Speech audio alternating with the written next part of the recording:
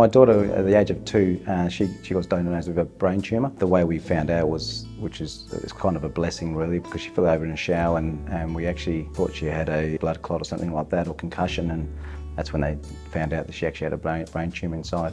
Finding out and hearing the news that your child has just got diagnosed with cancer is probably the one of the worst things you can ever hear. It's something that I don't wish for anyone. It's just like someone just ripped your whole stomach outside of you, and the whole world has just changed from that moment on.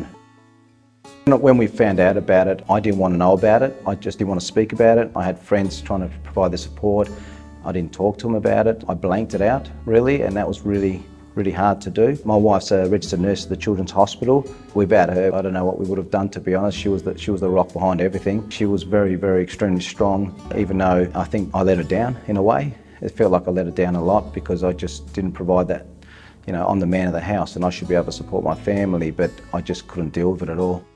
So we basically, after some period of time, we reached out to childhood cancer. We found out about SIBS, and we thought that was really good for our kids, because sometimes you're too busy focusing on the person who has the diagnosis and forget about the kids and how they're feeling about it. We reached out and they introduced SIBS to us, which was a blessing on its own, because that way it allows our kids to speak to other kids that are actually going through a very similar situation.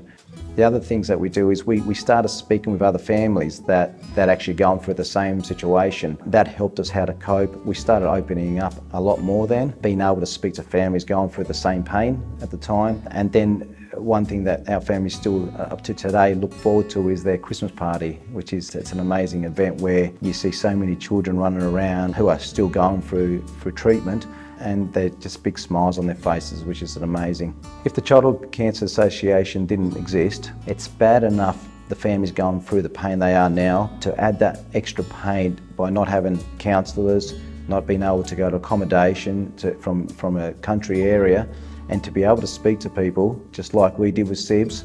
I think that'll make life really hard for them, so it is extremely important. I think Childhood Cancer Association goes under the radar a lot, and people need to have a look around and see how many people are getting affected by cancer, and then they'll realise how important it really is.